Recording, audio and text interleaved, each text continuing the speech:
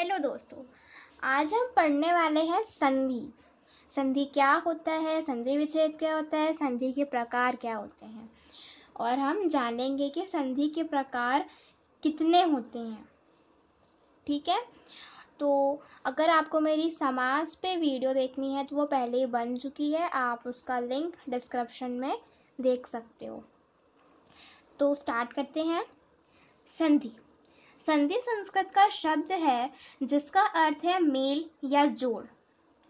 जब दो शब्द एक दूसरे के नजदीक आते हैं तो पहले शब्द की अंतिम ध्वनि और दूसरे शब्द की प्रथम ध्वनि एक दूसरे को प्रभावित करती है।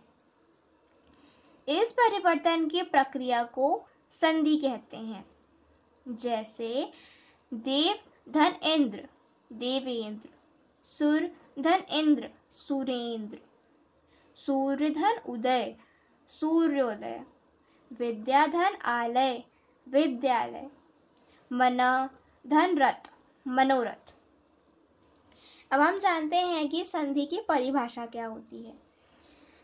दो शब्द की निकटतम ध्वनियों के मध्य होने वाले मेल को हम संधि कहते हैं। जब दो शब्दों की निकटतम ध्वनि मध्य होती है और जो उसका मेल निकलता है उसे क्या कहते हैं? संधि। संधि विच्छेद विच्छेद का अर्थ है अलग अलग करना। जब किसी संधिस्थ शब्द को अलग अलग किया जाता है तो उसे संधि विच्छेद कहते हैं।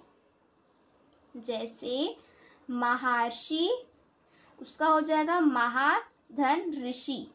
जैसे हमने पहले दो शब्दों को जोड़ा था, अब हमें उन्हीं दो शब्दों को तोड़ना है। उस तोड़ने को ही बोलते हैं हम संधि विच्छेद। आगे देखते हैं। सप्त ऋषि, सप्तधन ऋषि, परमेश्वर, परम धन ईश्वर, स्वागत, सुधन आगत, रमेश, रमाधन ईर्ष, राजेंद्र, राजा धन इंद्र। चलिए अब हम जानते हैं कि संधि के प्रकार क्या होते हैं। संधि के तीन प्रकार होते हैं। पहला स्वर संधि, दूसरा व्यंजन संधि और तीसरा होता है विसर्ग संधि। अब हम जानते हैं कि ये क्या होते हैं, इनमें अंतर क्या। पहले हम पढ़ते हैं स्वर संधि। दो स्वरों के मेल से होने वाले विकार या परिवर्तन को स्वर संधि कहा जाता है। जैसे अ धन अ, आ। इसका देखते हैं एग्जाम्पल। वेद धन अंत, वेदांत। इनमें यहाँ पर भी अ है और यहाँ पर भी अ है। इसमें आ नहीं है, दा वेदा नहीं है, वेद है। अ लग रहा है आखिरी में, द प्लस अ आखिरी में अ है और यहाँ पर भी आखिरी में अ है। तो ये अ क्या बन जाएंगे मिलकर? आ। तो क्या हो गया? वेदांत। ऐसे ही हमारा अगला वाला भी है अ धन आ। अब इसमें ऑलरेडी आ रहा है तो यहाँ पर भी आ ही आएगा। देखते हैं। देव धन आलय, देवालय। हमको बस ये पार्ट इसका समझना है स्वर संधि में। अब हमारे स्वर संधि में भी कुछ भेद होते हैं, देखते हैं वो क्या है। दीर्घ संधि, गुण संधि, वृत्त संधि, यण संधि और अयाधि संधि। चलिए देखते हैं पहले कि दीर्घ संधि क्या होता है। दीर्घ संधि में अ, आ, ई, उ के साथ अ, आ, ई, उ का मेल होने पर इनका रूप आ, ई, उ हो जाता है। जैसे अ धन आ, अ धन आ धन आ धन आ, ई धन ई धन ई धन ई धन ई, उ धन उ बड़ा ऊ, बड़ा ऊ धन ऊ, बड़ा ऊ, बड़ा ऊ धन बड़ा ऊ, तब भी बड़ा ऊ, री धन री, री। इस टाइप से हमारे जो हैं वो सारे स्वर संधि में यूज होते हैं। स्वर संधि का भी पार्ट है दीर्घ संधि, उसमें यूज होते हैं। अब दूसरा हमने पढ़ा था दीर्घ संधि, तो देखते हैं दीर्घ संधि क्या होता है।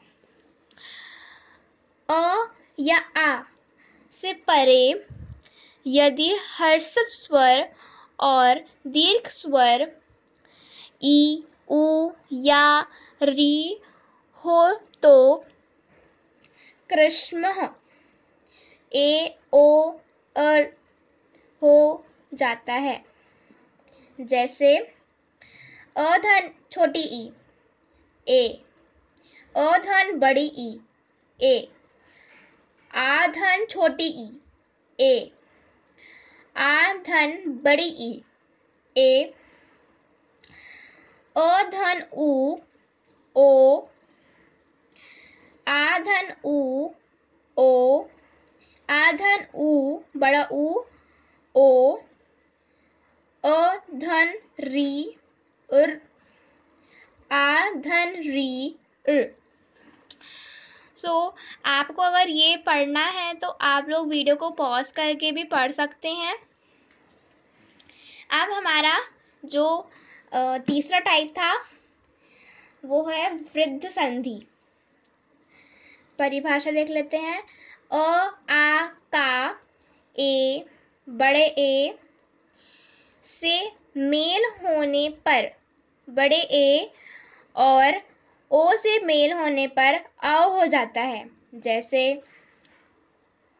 इसे मैं अभी रीड नहीं कर रही हूँ, अगर आपको रीड करना है तो इसे भी आप वीडियो पॉज करके रीड कर सकते हैं। हमारा फोर्थ टॉपिक है टाइप है यण संधि। यह सब स्वर या दीर्घ ई, बड़ी ई, उ, बड़ा उ और री का मेल किसी विजेताई स्वर से हो तो कृष्ण, य, व और र हो जाता है। जैसे ई धन अ, य धन अ, य। इसमें ये पहले आधा था, इसमें अ मिला दे तो ये पूरा हो गया। ऐसे ही ये भी होगा ई धन आ इक्वल्स टू य धन आ, तो उसमें आ का जोड़ा तो अब इसमें आ का आ जाएगा। उसी टाइप से हम जो जो मात्राएं उसमें जोड़ते जाएंगे वो वही स्वर बन जाएगा, वही शब्द बन जाएगा। तो अब देखते हैं अयादी संधि। अयादी संधि क्या होता है? ये हमारा आखिरी भेद है। इसमें ए, ओ, औ का मेल किसी विजेतीय स्वर से होने पर कृष्ण, आ, अव और आव हो जाता है। जैसे अ धन अ,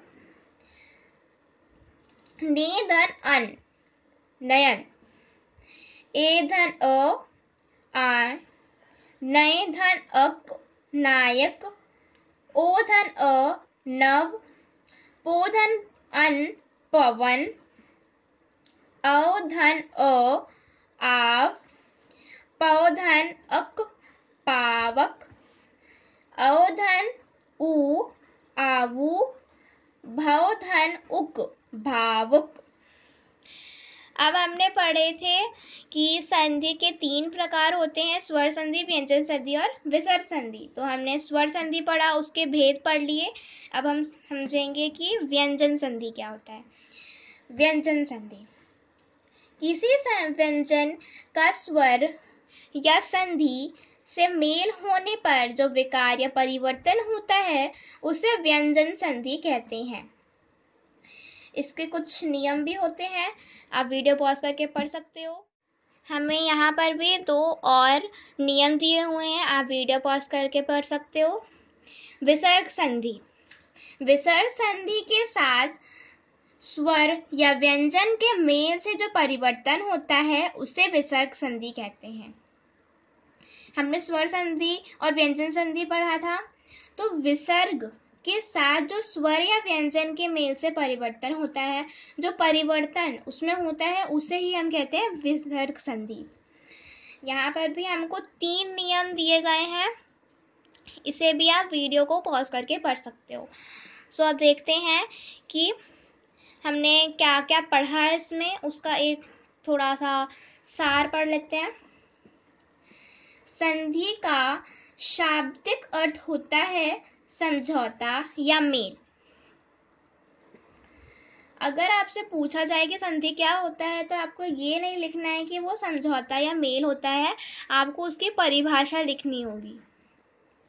संधि 3 प्रकार की होती है, स्वर संधि, व्यंजन संधि और विसर्ग संधि। स्वर संधि के 5 भेद होते हैं, दीर्घ संधि, गुण संधि, वृद्ध संधि, यण संधि और अयादी संधि।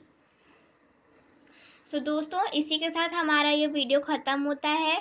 आज हमने पढ़ा कि संधि क्या होता है, उसे संधि विच्छेद कैसे करते हैं, यण संधि या अयादी संधि और सभी स्वर संधि के भेद पढ़े हमने, और जाना कि व्यंजन संधि और विसर्ग संधि क्या होता है।